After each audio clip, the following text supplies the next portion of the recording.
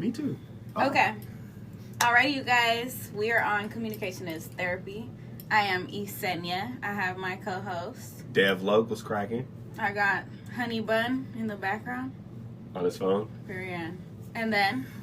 DJ Trev. Period. Go ahead and say your ads, please. It's the best on Twitch, Instagram, anywhere you can find me. ITSDABEST. DJ Trev 209 anywhere, Facebook, Instagram, Threads.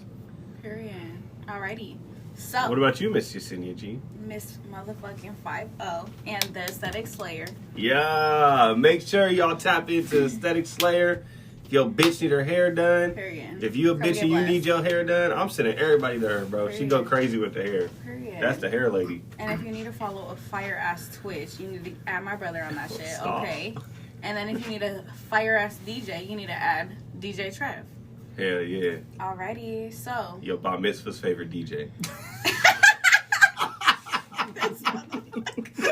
alright, y'all, that's what we started off as. So tell us about yourself. What is this man talking about? Oh, man, dude. Man, bro. Devin and I go way back, bro. That's Way my back. dog. How long? I've known Trev since I was... how old are you? You're younger than me, right? I'm 26. 26? Yeah, I'm 26. When did you start going to Cedar? It was before that, bro. We met at Foot Locker, remember? I was working at Foot Locker in 2017. Was that before Cedar? Yeah, well... Wait, what year were you working there? 2016 going into 2017, because I was a senior 2016 going into 2017. I started working for Foot Locker in 2014. No, I know, So but we met at some point through there. it was because I think you had to, like, go... Wait, were you at Tracy's location? Yeah. Oh, yeah. I briefly managed that store when You was there Romeo for, got like, fired. maybe less than a week. Yeah, when the store manager there got terminated, I had to go Correct. help there a lot. Yeah. And my now mother-in-law, she had a house out there. I would stay with her because she was down the street, so I didn't have to drive from Modesto back and forth. Like, Yeah. For that. But we met before that, though, at Cedar. But before Cedar, That's we met right. at Foot Locker. We met at Foot Locker. Okay. Yeah. Damn, we've known each other for at least 10 years. Damn, Just that's about, what's yeah. up. God damn. Period. That's my dog, for real, though. I crack a lot of jokes with him. He sends it right back my way, ladies and gentlemen. He is not innocent. Like, Yo! I crack the jokes, but so does he. All right? Hey, they be crying after. We Just a little hug bit. it out after. What y'all missed that was on camera, he broke my wife's chair with his thick ass. Yo! He thought I wasn't going to bring it up. I'm going to bring it up. All right? First of all, I'm going to tell y'all now, BBO Drizzy and BBO DJ Trev got the same doctor. This nigga thick as fuck for no reason. All right? Hey, girls go to baseball games to look at butts. Just book DJ Trev, honestly. You can go see a fat ass. Pause on all that. Please. But Trev, no, seriously, all jokes aside, you're a very interesting guy because you choose to be a part of this hip-hop culture. Mm-hmm. And I think because of your knowledge on hip-hop, I can't speak for the whole community, but I can say you're kind of open with Welcome Orange because you're not a poser. I'll give you that. You actually know your stuff. Yeah. You know music. Yeah. And I feel like that's... And I'm not trying to crack a joke. No, yeah. But there's a lot of Jewish guys, of Jewish guys with your background that love basketball, love rap, and love black culture. What do you think the correlation is?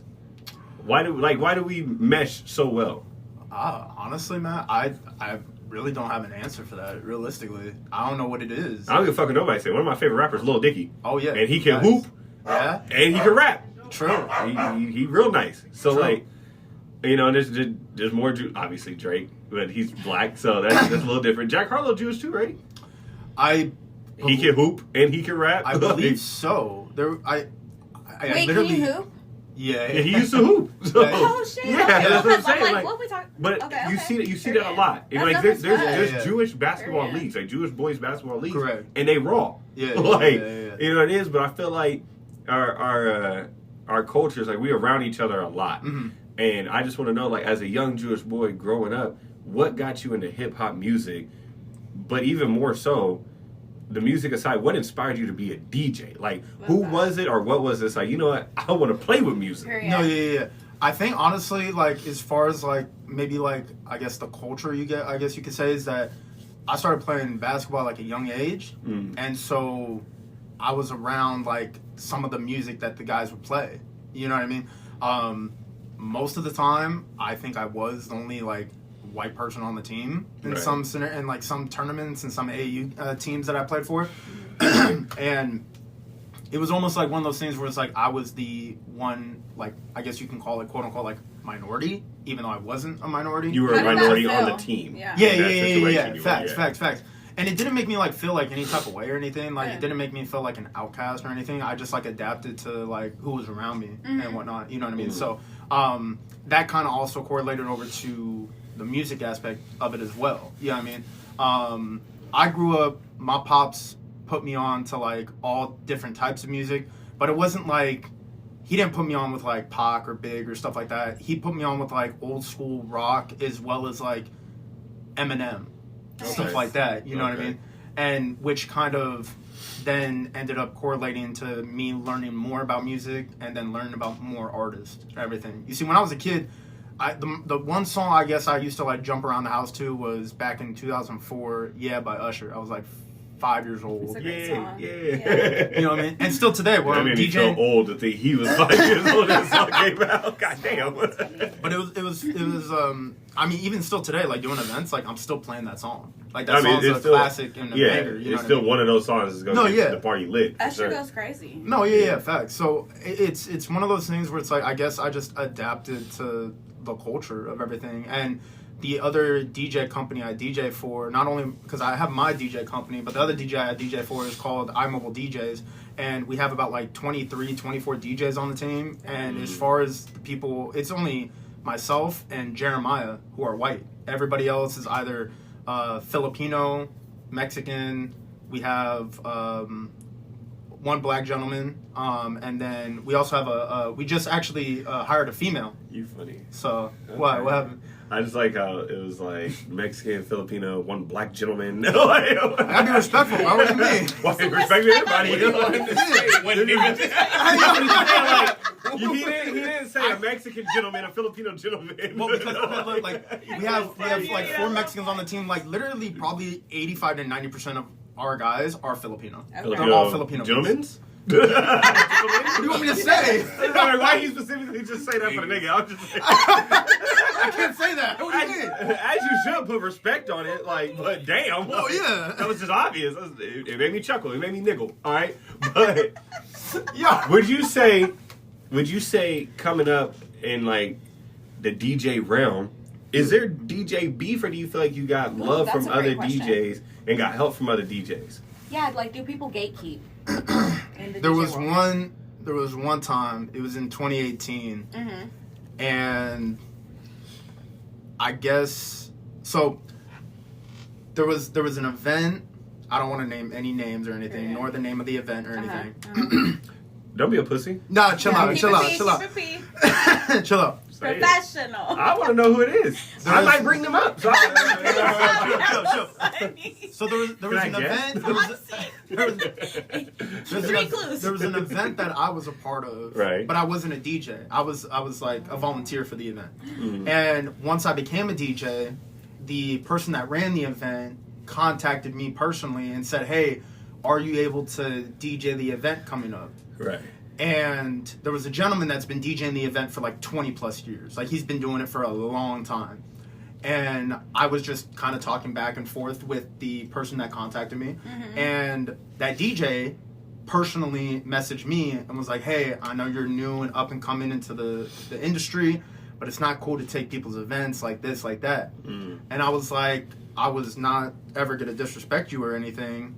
They contacted me first. Right. It's different if I went behind his back and contacted the person that ran the event. I agree. Never did that. Yeah. Never did that one time. He was pressed. I guess that was kind of like the only beef I've ever got into. Miscommunication. I would say I would. Do I know who it is?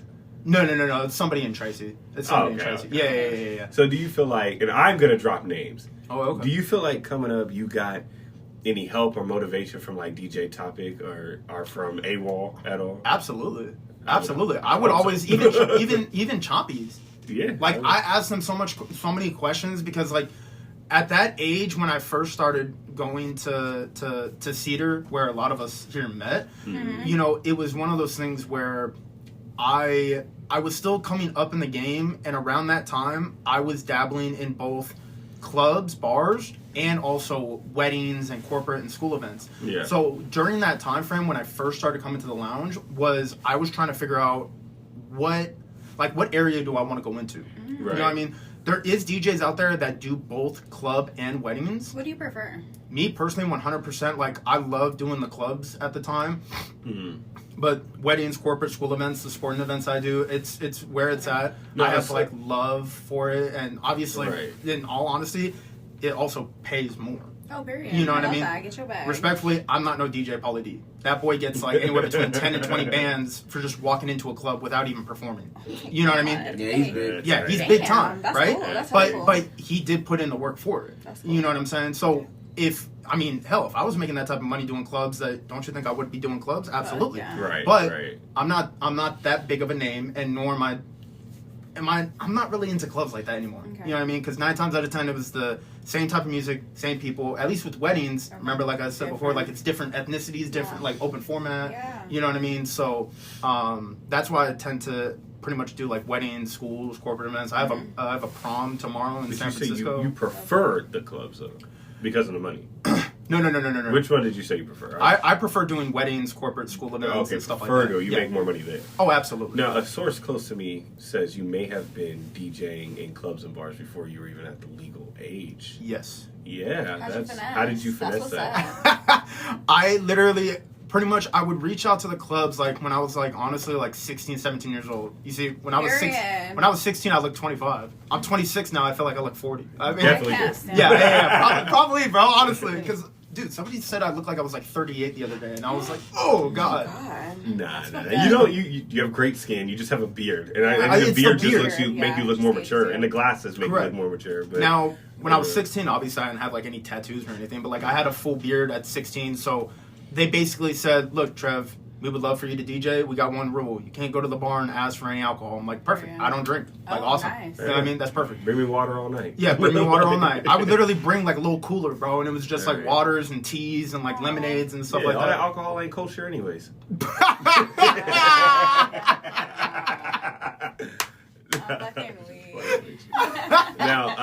that's how I was able to DJ those clubs and those night bars. And those that's dope. You got to do that. No, yeah, absolutely. Making that good money so young, that's great. Oh yeah. Okay. I will admit though, it wasn't the type of money I'm making now, obviously. But for a kid that was like 16, 17 years old, it's like, okay, cool. Like I just got $200 for DJ in a club. Like, you know what I mean? Like that was big for me at that time. But 9 times out of 10, my money went to shoes. Like it was so quick, bro. Cost you a boy at Foot Locker. Yeah.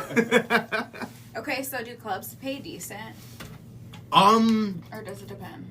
I definitely think it depends. Okay. I don't know the pricing for like San Francisco clubs. Okay. I feel like it really just depends on what the DJ is bringing / like if they're also selling spots or tickets or anything like that. You know what I mean? So I guess I can't really speak on how much DJs are getting paid for like nightclubs, but not to throw numbers out there or anything, I definitely make a lot more money doing like weddings and schools and that's great, like stuff like that. That's good. Yeah. That is great. Okay, so tell us a fun fact about your DJing. A fun fact. Mm-hmm. Like, what's something that people don't know that you want them to know, or that you want to like educate them on? What DJs do is not easy. Okay. A lot of people just see a DJ at like a club or like at a wedding or at like an event, and they think like it's super, super easy. Okay. It's easy to me because I've been studying it for the past, 13 years, right? And obviously it's like when you study like anything or when you do something so many times, it gets repetitive as well as like you get to know everything that's going on, you know what I mean? Right. I think the one thing that like a lot of, especially like the younger generation doesn't understand is that we're trying to like mix and play the music, and they're very, very quick. They're very, very quick to like say like, oh, can you go to like the next song or something? You know what I mean? Mm-hmm. We definitely blame TikTok for that. Bro, okay, for real. Okay. Well, sorry, go ahead. How do you feel with the whole being an entrepreneur, being a businessman, being a DJ, and then having to manage a social media and like technology world? That's exactly what I was going to ask. Period. Me personally, I wish I didn't have to post on my business page as much. But I do have to show people that I am busy. You know what I mean? And if people see that, then they're like, oh, wow, DJ Trev is really busy. He must be really good at what he does. And they want to book me for their event, whatever event that is. You know what I mean? I don't need like a person to just like run my social media or anything. I could easily do that myself. It's not hard. That's good. You know, but is pretty much, I feel like that's what just kind of keeps me going, is just constantly like pushing content, constantly pushing media, to show people that, you know, what I'm doing is like correct and relevant, as well as just being booked and busy, honestly. Bro, those DJ Trev Tuesdays. I thank you. I was about to bring that up. I want to segue to that. I want to segue to that. Yes. That is a dope idea and a really dope name. Who came up with that name? I'm trying to remember. I honestly don't remember who came up with Tuesdays with Trev. This bitch, I think it was me, dumbass. Wait, was it really? Yes, it was me. Oh my god! I totally forgot. I was there too. You said that. I was there too. I totally forgot, bro. Wow.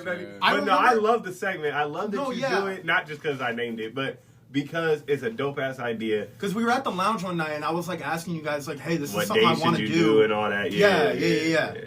And that's hella funny. Yeah, because we're talking two witnesses about it. and he's over here saying that's hella funny. Damn, who named that? I'm weak. He said, I don't know.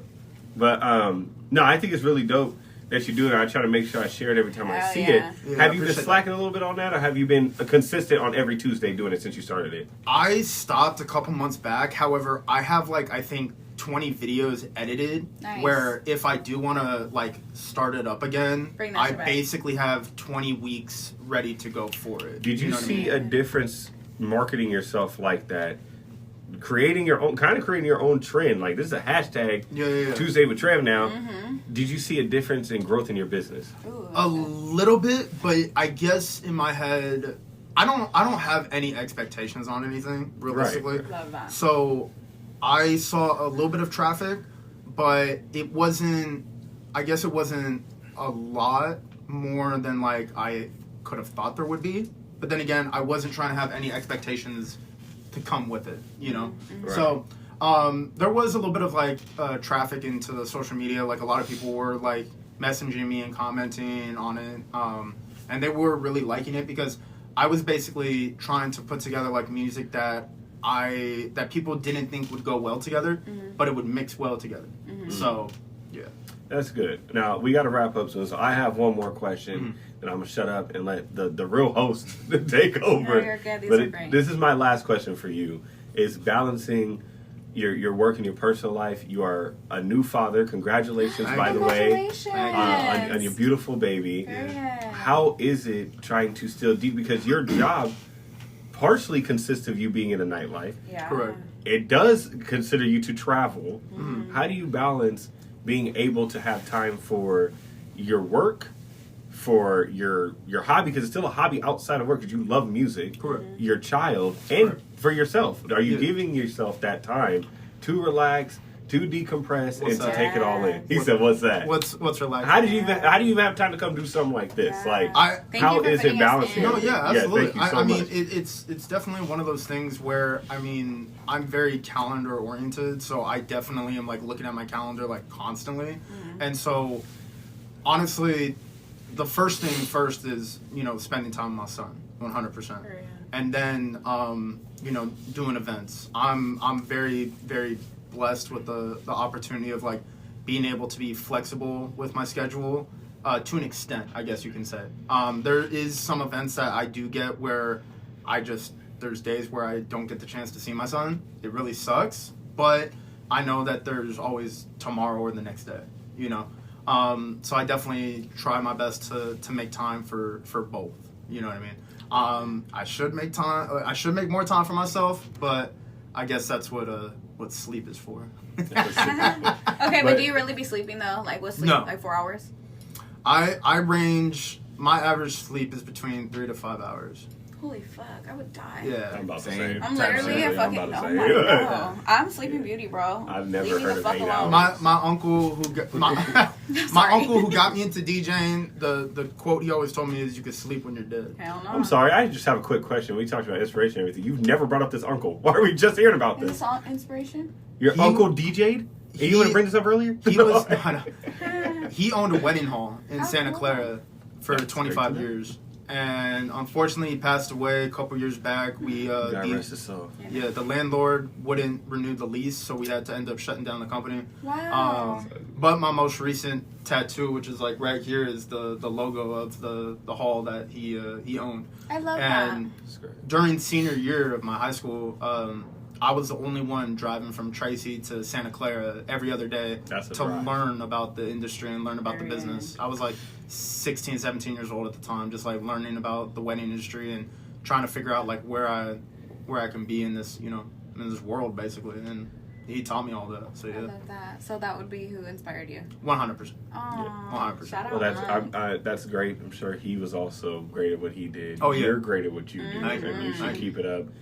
I wish I could have booked you for my wedding. I had a great DJ. I I'm know not you saying did. he was ass. I had a great DJ. I know you. But, it would have just been more personal. And to the viewers, it's not like I didn't decide to go to Trevor's too busy for me. He already had a wedding. Like, so, he had a I wedding went- the same day. Like, so. And I felt bad because Taylor May. Yeah. I wanted to DJ his wedding. Damn, how is he? I was like, Oh, he's doing good. No, he's doing good. Uh. I was supposed to DJ his wedding too, but they ended up having like a what's it called? Like a wedding where it's like out of the country. What is that? Oh shit, yeah. A destination wedding. Destination wedding. Yeah. yeah. And I ended up not DJing his wedding, but I ended up planning his wedding. So Oh, that's great. I That's basically, and I guess the DJ made a comment to Taylor, was like, "Wow, this is like the most like this couple has everything that I need." Aw. Right. You know what I mean? Because I knew exactly what the DJ What was you looking needed, for. Yeah. Right. And so I helped them with like a planning form and like a bunch of paperwork and everything, and they had a very, very fun time. Period. That's great. And to the viewers listening, if you do decide to book Trev, one thing I love about him, he showed me the background of like his booking. He is very organized. This guy Oh, I is have to very, be. very Extremely organized. professional. He's Yeah. very strategic. Yes. It's not just I'm gonna set up and play some music and dip, Nah. because he is a hot commodity. He makes sure his dates are never overlapped, his times Yeah. never overlapped. That part. He's gonna be early. Like Yeah. he does his shit. And I've learned the hard way from everybody that. has Yeah, to. Everybody I've has learned the to, hard but way from that. Nah, he is more than just a good DJ. He's also a good businessman. So this is definitely somebody you guys should look to book with. Period.